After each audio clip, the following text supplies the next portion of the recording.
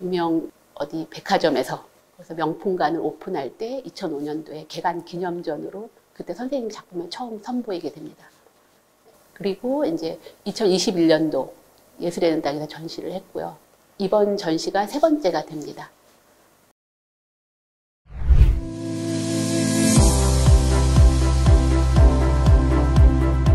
제가 1990년대 초반부터 일본에서 유학을 하면서 일본 생활을 좀 오래 했어요. 이제 유학을 가서 뮤지컬이나 이런 극도 많이 보고 전시회도 많이 봤는데 뮤지컬을 보러 가다가 그 도쿄 미츠비시 은행에 이렇게 전시되어 있는 그리고 외벽에 그 유리의 커팅 시트로 작품이 있었는데 굉장히 좀 예뻤거든요. 90년대 중반에 봤던 작품이 그게 후지시로 세이지라는 작가의 작품이었어요. 근데 그때 당시에는 후지시로 세이지 작가라는 그 존재를 사실 몰랐습니다. 근데 2000년도 초반에 들어와서 제가 도쿄의 한 성당에서 성물 코너에서 그 선생님의 성서, 그 성화집을 처음 보게 되었는데요. 그때 92년도에 출판됐던 천지창조라는 책이었습니다. 근데 성서에 담겨 있는 내용들을 그 시각화해서 굉장히 그 감동적으로 된 작품을 보고서 되게 제가 감동을 했는데, 그래서 그 작가에 대해서 좀 찾아보기도 하고,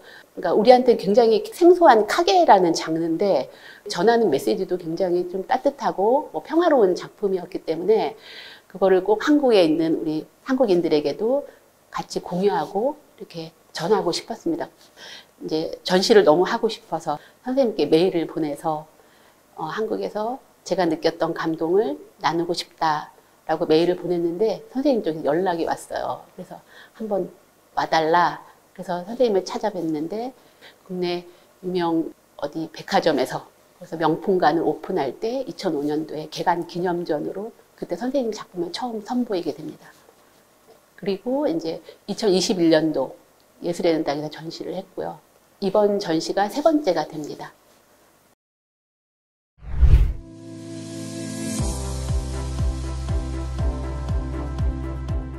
후지시로 세이지 작가는 지금 100세, 올해 100세신데요. 일본 문화예술계 그리고 대중 매체를 통해서 굉장히 소개가 많이 되었는데 일본 문화예술계에서 그 많은 그 지대한 영향을 미쳤다고 해야 될까요?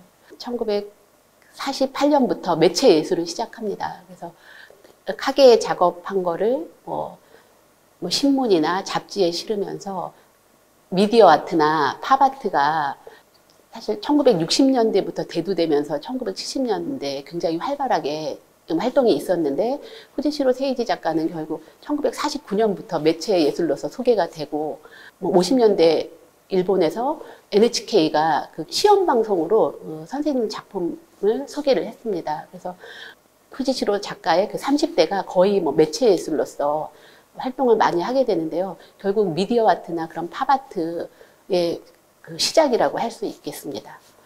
후지시로 세이지 작가가 1950년에 그 포도주병의 이상한 여행이라는 그런 동화를 카게로 작업을 해서 출판을 하는데요. 소니의 전신인 도쿄통신공업 주식회사가 그 모토슬라이드 프로모션으로 이제 선생님의 작품을 이용해서 프로모션을 했습니다.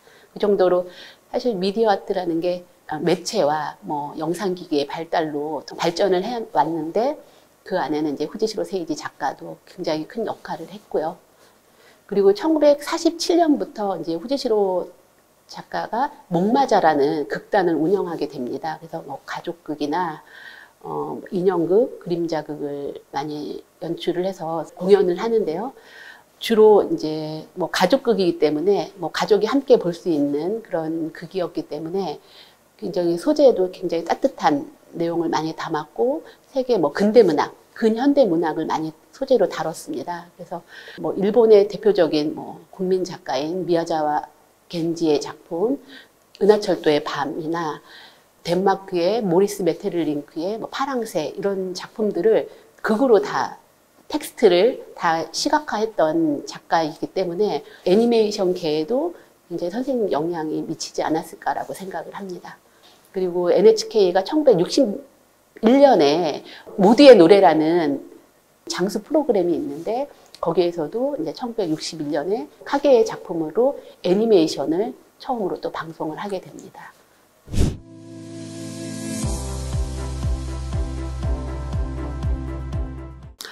일단 그 후지시로 작가 선생님이 기독교적인 그런 밀접한 좀 관계를 좀 가지고 있습니다. 왜냐하면 그 숙부께서 어렸을 때부터 그 교회 목사님이셨어요. 목사님이셨고 후지시로 세이지 작가가 학생 때 학창 시절에 주일학교에서 그림자 극이나 인형극을 이렇게 직접 연출을 해서 공연도 하고 했습니다. 그래서 그러면서 성서를 접하게 되고, 근데 성서를 읽으면 읽을수록 이 성서의 무게감이나 성서가 주는 교훈에 굉장히 관심을 갖게 되고, 그러면서 성서를 더 깊이 있게 읽다 보니까, 그러니까 후지시로 세이지 작가가 추구하는 게 사랑, 평화, 공생을 추구하면서 작업을 했어요. 이 성서가 주는 메시지도 결국은 그 사랑이나 공생, 평화로운 세상을 다루기 때문에 그 후지시로 세이지 작가는 그럼 이 성서라면은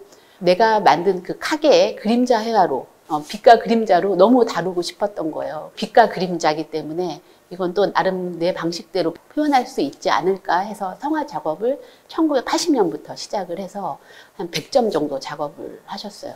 이번 전시에는 그 성화 작업 중에서 한 15점이 소개가 됩니다. 그리고 천지창조라는 작품을 한 11년간에 걸쳐서 작업을 하셨는데 창세기 1장부터 11장까지 작업을 해서 한 31점 정도를 작업을 하면서 그 성서가 주는 그런 깊이, 그 11년이 걸린 이유는 그 혼돈이라는 작품이 그 첫 번째 작품인데, 그리고 이제 빛이 있으라라는 작품으로 이제 넘어가는데요. 그래서 바벨탑까지. 근데 그 혼돈이라는 작업이 너무 어려웠다고 합니다. 그래서 혼돈은 내가 본 적도 없고 어떻게 이걸 시각적으로 표현할까? 성서를 더 깊이 있게 읽고 내 빛과 그림자로 이렇게 표현하면 되겠다라고 작업을 해서 한 11년이 걸렸습니다. 일본 기독교 출판국에서 그 성화집을 또 출판을 하기도 했습니다. 그래서 이번 전시는 한 15점인데요. 그 천지창조의 일부와 그 성서 이야기를 다룬 또 작품들, 그리고 지금 사순절 기간인데요. 예수께서 예루살렘에 입성하면서부터 또 십자가에 못 박히시고 그리고 부활하시는 그런 작품이 이번 전시 그 성서 코너에서 전시가 되고 있는데요.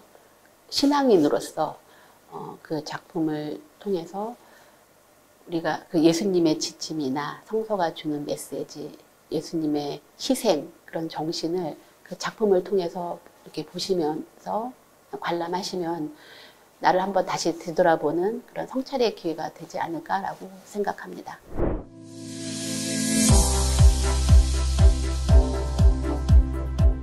지금 처음으로 그 전시를 보시는 분들도 계실 테고, 그 카게란 장르에 대해서 좀 이해를 하고 보시면 좋을 것 같고요. 그 카게란 우선 일반 유화나 이런 작품과는 달리 그림을 그려서 빛을 투과시켜서 이렇게 완성되는 작품이기 때문에 그 작품이 어떻게 만들어졌는지, 재료가 어떤 재료를 이렇게 사용했는지 그걸 좀 이해하시면서 보시면은 그 작품 보시는데 그 감동이 더 배로 좀 올 거라고 생각이 됩니다. 그러니 작품 보실 때 그냥 싹 스치지 마시고 그 작품 어떤 재료가 쓰여졌는지 보시면은 2시간 이상도 전시를 관람하실 수가 있는데요.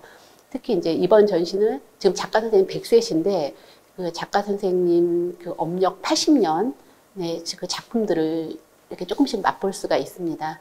여태까지 작업을 굉장히 몇천 점을 작품을 하셨는데 이번에는 200점이 전시가 됐는데 그 따뜻한 동화의 세계, 판타지의 세계부터 그리고 일본의 그 문화, 그리고 작가가 오래 이렇게 생존해 계시기 때문에 그 일본의 그 사회나 경제 이런 다양한 그런 변화상을 좀 투영하고 있습니다. 그래서 일본의 그 사회적인 변화상을 담아낸 작품, 그리고 일본의 축제나 또 아니면은 또 전쟁을 겪었던 지금 살아있는 소수의 한 사람으로서 그럼 더 이상 전쟁이 일어나서는 안 된다. 어리석은 전쟁이 더 이상 있어서는 안 된다라는 메시지를 전하고 싶고, 또 아름다운 자연을 또 많은 후세에 또 남겨야 되니, 여러 가지 다양하게 작업을 좀 하셨습니다. 그 작가의 80년, 그 노장이 작업하신 그런 80년의 업력을 저희가 200점 정도의 작품으로서 좀 확인하실 수가 있습니다. 열심히 준비했습니다. 꼭 관람해 주시길 바랍니다.